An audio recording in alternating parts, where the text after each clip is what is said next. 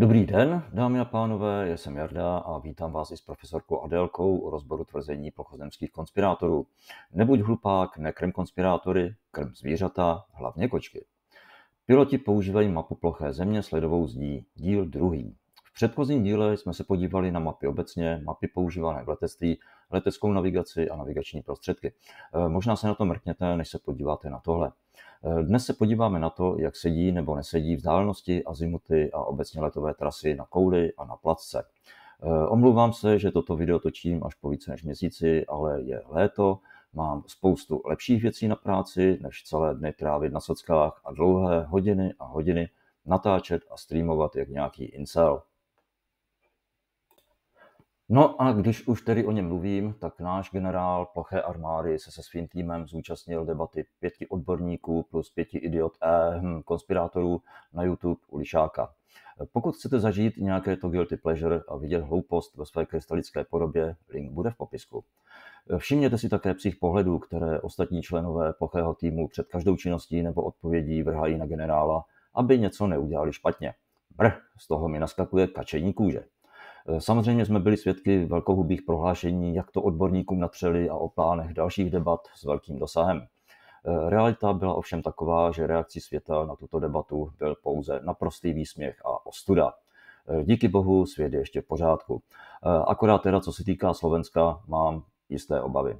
Reakcí konspirátorů bylo poté mazání či skrývání komentářů. Link na to, jak to vnímal sám Lišák, bude opět v popisku. Takže další debatu u Lišáka bych viděl maximálně na Silvestra jako velice zábavný program. Mimochodem, generále, pozvání do debaty stále platí. Stopa vymyslel časový kompromis, tak nevím, s čím máš pořád problém. A ještě krátká zmínka o vývoji hřebíků do rakve kulaté země, takzvaného Hefronova teodolitu. Bohužel nám z toho Hefron vypadl, doufám, že ne z okna, a celé veledílo je již v režii ostatních konspirátorů. V podstatě každý týden vychází nový update, kde nějakým způsobem reagují na odholené lži a manipulace. Takže momentálně update číslo 15 a věřím tomu, než toto dotočím, budou tak na čísle 18. To, co začalo v uvozovkách celkem sympaticky pokusem o nějaké měření, se změnilo v čistý skem. V nynější verzi se zavedly 2 korekce, které slouží k tomu, že když to nevychází, tak někde něco ubereme nebo přidáme a hele, ono to sedí. Asi tak, že když potřebuji výsledek 100, ale vyjde mi 90, tak prostě někde přičtu 20 a jinde odečtu 10 a poplácám se po rameni, jaký jsem borec. Směšné, trapné, ubohé. A ty slibované tisíce měření, a to i v Česku, taky nic. Ono to totiž vypadá, že tahle trapárna končí a začínají hledat cestu, jak z toho ven, respektive koho z neúspěchu obvinit, stejně jako po The Final experimentu. Konec aktualit. Tak a co tedy ty vzdálenosti? Ukážeme si pár příkladů a sami se rozhodněte, co dává smysl a co ne. Než jsem začal toto téma zpracovávat, zaslal jsem Mrvíkovi a Lukášovi e-mail s prosbou o vyjádření, jak je to tedy s rozměry a vzdálenostmi na ploché zemi. Mrvík nedokázal vyjádřit nic, kromě tedy klasických urážek na streamu. Lukáš alias Stopa odpověděl, nicméně na další doplňující dotazy už nereagoval. A co tedy jeho odpovědi? Původně jsem chtěl ten mail rozebrat v tomto videu, ale nakonec jsem se rozhodl, že udělám video samostatné. Začneme tedy tím, že si zkusíme vytvořit 2 modely. Pro kulatou a plochou zemi. A udělám to tak, že budu používat premisu, že jeden obloukový stupeň je 60 námořních mil, respektive 1 oblouková minuta je 1 námořní míle. A to je něco, co používají i konspirátoři, takže se proti tomu nedá říct ani popel. Nebudu používat elipsoid, ale přesnou kouli. Rozdíl tam sice je, ale jedná se pouze o pár námořních mil. A pozor, je rozdíl mezi námořní mílí a takzvanou statutární mílí, kterou používat nebudu. Pro přepočet použijte vztah 1 námořní míle rovná se 1,852 km nebo 1 km rovná se 0,54 námořních mil. Na kouli tedy dostaneme obvod rovníku 21 600 námořních mil nebo 40 003 km. Vzdálenost rovník severní pól je 5400 námořních mil nebo 10 000 km. A teď si to samé zkusíme pro placku. A ještě než to začnu dělat, už dopředu vím, že je tu sakra velký problém. Buď bude odpovídat obvod rovníku, nebo vzdálenost rovník severní pól. Naše známé 2πr. Neexistuje možnost, že by na placce souhlasili oba rozměry. Tak jak z toho ven? No, na správnou stopu mě přivedl Stopa, a to tím, že si myslí, že obvod rovníku je pro oba modely stejný. Tož dobře, no. Obvod rovníku jsme tedy zvolili stejný jako na kouli, 21 600 námořních mil, neboli 40 003 km. Vzdálenost rovník severní pól je teď ale 3438 námořních mil nebo 6367 km. A srovnání. Na kouli oba rozměry naprosto přesně souhlasí s předpokladem teorií, měření, pozorováním a zkušenostmi v reálu. Na placce, když tedy bude obvod rovníku stejný jako na kouli, tak bude vzdálenost rovník severní pól pouze 6367 km, což je o 3633 km méně, než je realita. Tudíž už teď je to zjevný nesmysl. A že by si toho nikdy nikdo nevšiml, více než třetinového rozdílu, severní pól by tedy musel být někde na stávající 57. rovnoběžce, což je zhruba v polovině Skotska. Takže hurá, byl jsem nejen na severním pólu, ale i hodně za ním. Znáte to, jdu na sever a jdu na jih. Jasně, a teď přijde klasická otázka. A ty jsi ty vzdálenosti měřil? Ne. A já se ptám, a vy ty vzdálenosti změřené máte? Ne. Tak a co teď? Šach? Rozhodně ne. Dámy a pánové, pokud to vezmu pouze z ptačí perspektivy, každý den se uskuteční cca 100 000 komerčních letů, to znamená asi 100 milionů odletěných kilometrů, což je mimochodem 2,5 tisíckrát kolem Země a 12 milionů přepravených pasažérů každý den. A přepočítejte si, kolik to dělá za rok. Nevím, jaká jsou čísla u lodní, vlakové dopravy a cest autem. Přitom, kolik kilometrů se každý den uletí, upluje nebo ujede a kolik lidí se denně někam přepraví, mi přijde naprosto absurdní, že by si nikdo nevšiml, že za rok odlétal, naplul nebo najezdil o x kilometrů méně nebo více, než by měl podle oficiálních map. Samozřejmě je tu určitá tolerance. A doslova každý si za pár korun, no dobře, ne úplně za pár, může vzdálenosti ověřit a změřit. Ať už pomocí mechanického odometru, laserovým nebo rádiovým dálkoměrem, nebo prostě odkrokovat. Takže, milí konspirátoři, máte jedinečnou šanci něco dokázat a Nobelovka vás nemine. A samozřejmě tu máme precizně zmapovaný povrch planety s přesností určitě na metry, ať už satelity nebo neskutečně náročně geodety a geografy. Jedině tedy, že by letadla, lodě a auta byla nějak speciálně upravena, aby měřila vzdálenosti a rychlosti nějak jinak. Ale takovou blbost by snad nikdo ani nevyslovil. Ježíš ale jo, vyslovil. Stopa. A teď se konečně podívejme na nějakou tu letovou trasu. V tom inkriminovaném mailu, ve kterém jsem se ptal na vzdálenosti, jsem jednu od oka navrhl. Tato trasa se dá bez problémů odletět a tudíž bez pochyb ověřit. Jedná se o let z letiště Santiago Rosalia de Castro ve Španělsku na letiště Burgas v Bulharsku. Budu ho dále označovat takto nebo let 1. K vytvoření letového plánu použiji můj oblíbený Skyvector. Všimněte si, že Skyvector používá Mercatorovou projekci a nejkratší trasa, to znamená po ortodromě, se tady zobrazuje přesně tak, jak má, to znamená jako oblouček. Loxodroma by vypadala jako rovná čára. Nás budou momentálně zajímat z navigačního logu dva údaje, a to trak, což je počáteční traťový úhel vzhledem k zeměpisnému, pozorné magnetickému pólu, a samozřejmě vzdálenost. Máme tu ještě další údaje jako rychlost a směr větru, takzvanou pravou vzdušnou rychlost true airspeed, korekci na vyloučení snosu větrem, magnetickou deklinaci a tak dále. To teď ale není důležité, ale v případě zájmu se k tomu můžeme někdy vrátit.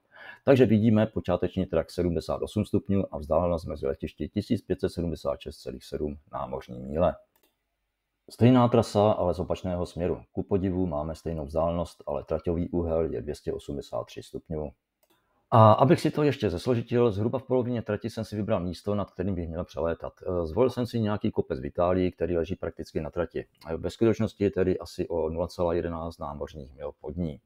Bude potom při srovnání modelu zajímavé, jak to bude vypadat na kouli a na placce. Tak to byl první let na obrázku červeně a teď druhý, který bude žlutý. Celou trasu posunu tak, aby start i cíl leželi na původních polednicích, to znamená start na stejných 8 stupních 24,92 minutách západně a cíl 27 stupňů 30,92 minut východně, s tím, že teď bude let probíhat zhruba 6 stupňů nad rovníkem. Respektive tato trať je posunuta oproti původní o 36 stupňů na jih. K tomuto posunu jsem využil souřadnicový systém a gratikule.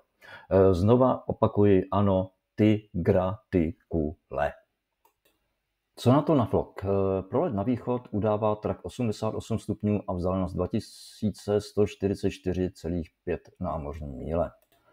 Pro let opačným směrem, tedy na západ, máme trak 273 stupňů a vzdálenost 2144,5 námořní míle. A kontrolní bod, tentokrát je to St. Benedict Catholic Church, opět asi 0,14 námořní míle pod tratí. Tak a asi čekáte, že teď posunu trasu směrem na jižní polokouli. Co kdybych ale nechal tento hlavolám k vyřešení našim konspirátorům? Podle jejich vyjádření by to měli zvládnout levou zadní. Jaký asi bude výsledek?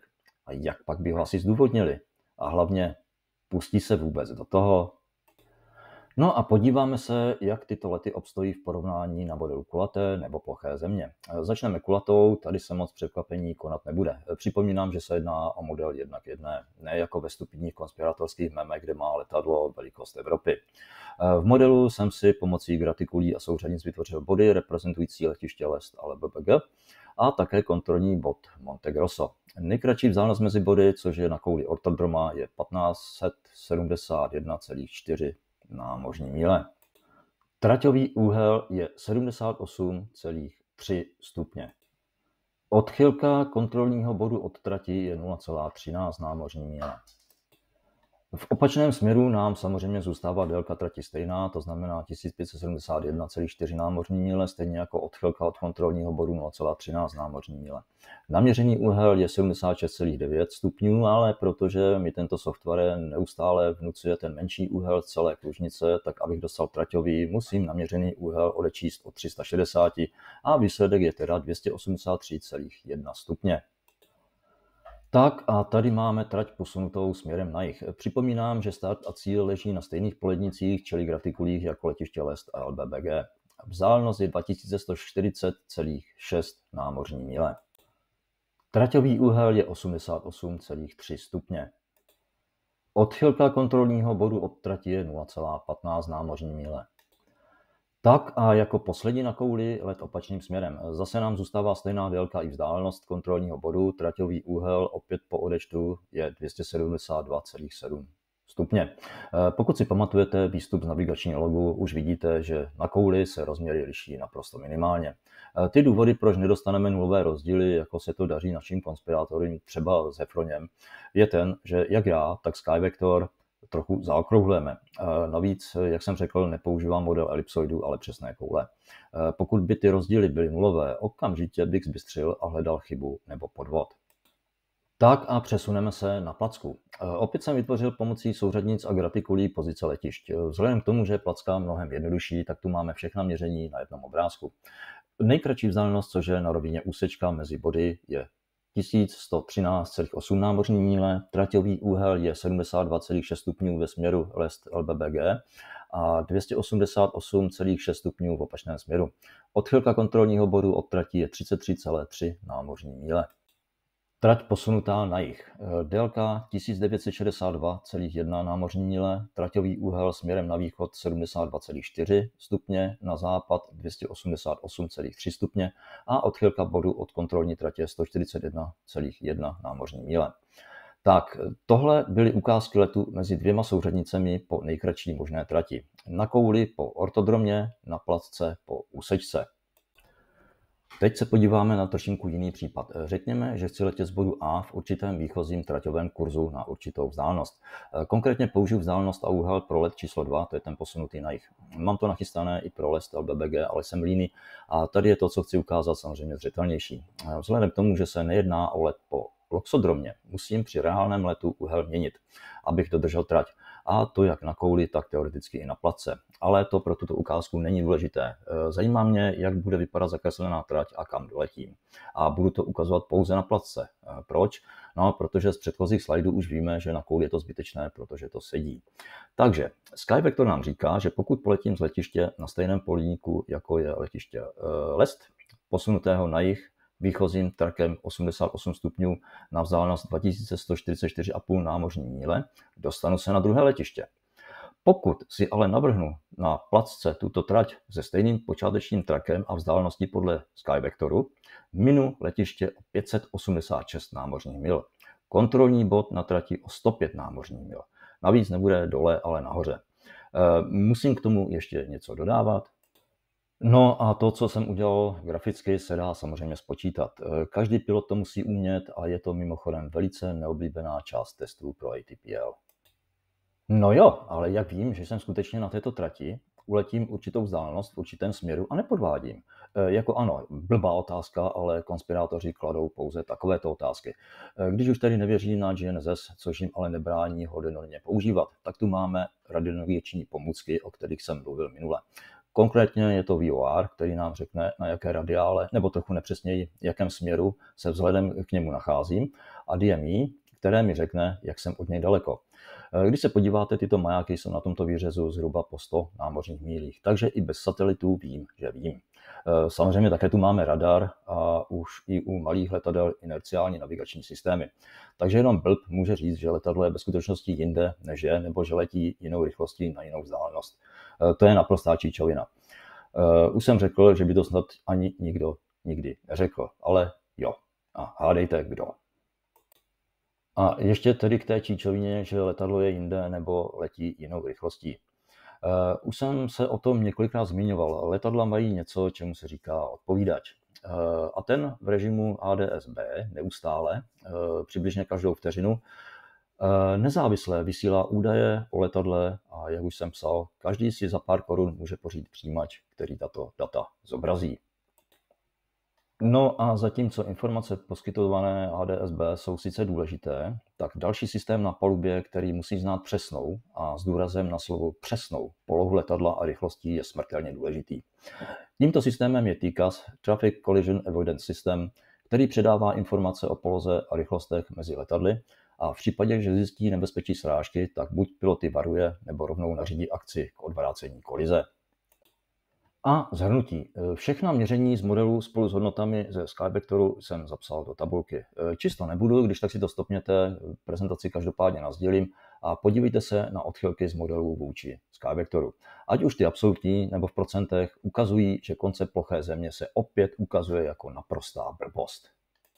A zobrazení v grafu je ještě názornější. Zatímco zelené odchylky pro kouli se plazí okolo nuly, červené pro placku jsou obludné mrakodrapy. Graf je vytvořen z absolutních odchylek. Závěr. Jejda, kde se to tu vzalo? Všichni víte, že je mi takovýto humor při mých morálních a intelektuálních hodnotách cizí, ale asi to nelze vyjádřit lépe. A tedy serióznější závěr. Na ploché zemi neodpovídají realitě ani rozměry, ani azimuty a ani vzdálenosti. Argumenty, kterými se to konspirátoři snaží okecat, jsou naprosto debilní. Nejsou schopni z nich dokázat nic, pouze si myslí a domnívají, což ale tak nějak nestačí. V případě dotazů, připomínek, či pokud najdete chybu, dejte prosím vědět. A tentokrát je ta možnost chyby celkem pravděpodobná. Jsem předělával ten plochý model dle Likošových parametrů a možná jsem něco zapomněl přepsat. Můžete mě kontaktovat na Discordu, odkaz v popisku. Děkujeme za pozornost, přejeme hezký den a mňau.